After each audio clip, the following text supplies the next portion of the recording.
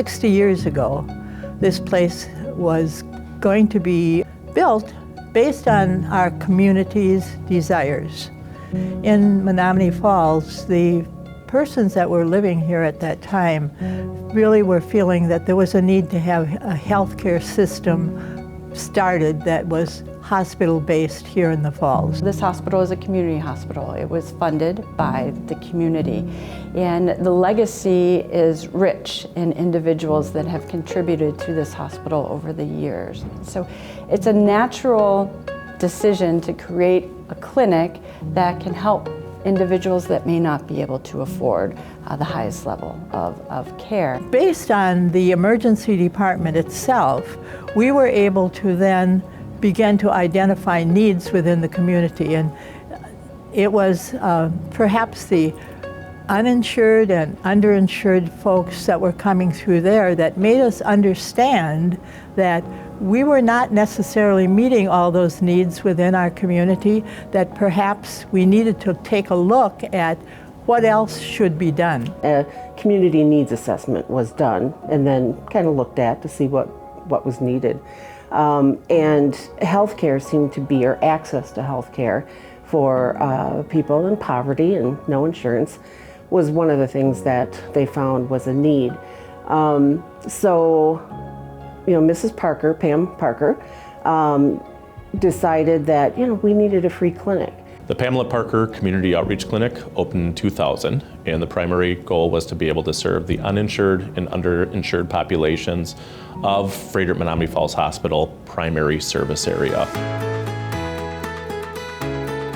You check in with reception, and then I talk about the services we have, I talk about our staff, and then I talk about that we have a small pharmacy. We try to have all their medication needs met. If we don't have the medication here, how we might help them find their medicine at an affordable cost, or maybe even somewhere for free. We order the labs, that they get those labs for free. Basic x-rays are free. With our caring, compassionate, and professional staff, we have that opportunity to care and to help improve the health and well-being of every life that we get to touch. You know, when a patient walks in, oftentimes they're embarrassed. You know, they feel like guilty because they need, you know, help. They don't have to be ashamed to come here. Yeah. At all. It's like coming to a regular doctor's office that's run by your best friends. Well, entrepreneurs, especially when you're self-employed, a lot of times you figure out these pools or these different places to do insurance, and you go online and you have to pay like $500 to $1,000 a month. On your first few years of entrepreneurship, you're trying your hardest to build a business, and then you have like rent, you have utilities, you have maybe even employees and all that. Even when me and my family, I got 3 girls in life, and both of us are self-employed. So it got to the point where it's like, it becomes consuming, and you struggle to, you know, you juggle them. And I've talked to people who aren't even entrepreneurs who haven't even had insurance, medical insurance for years. I am a diabetic, and there is absolutely no way without insurance. So my employer doesn't offer insurance, and I don't qualify for state insurance. So without this, there's no way I'd be able to afford my medications for a month, for a week. To know that that many people, I guess we were on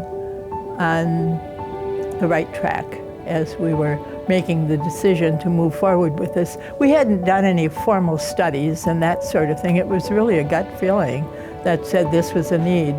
And so I guess it only has proven that the facility and the program was needed.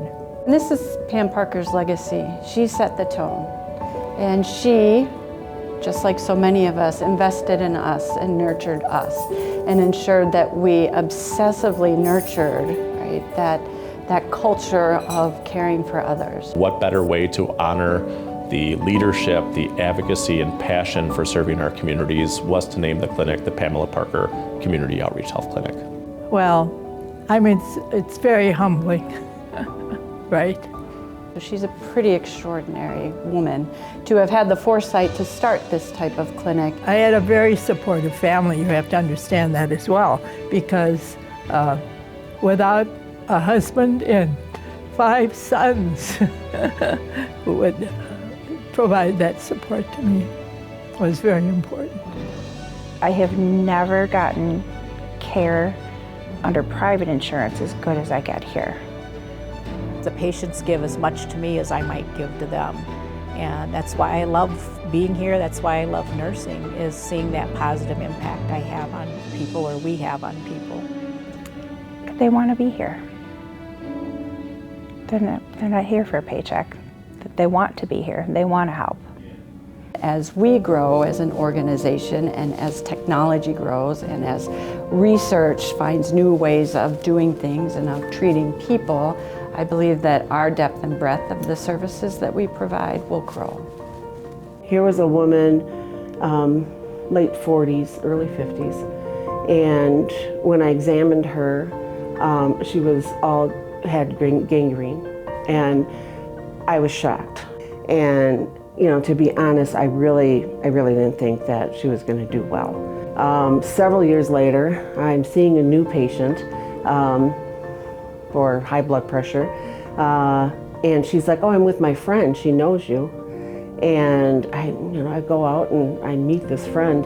She's like, "You don't recognize me?" And no, I'm sorry, I don't. And here it was this lady, and she had bilateral mastectomy. She went through chemo and she lived through that. And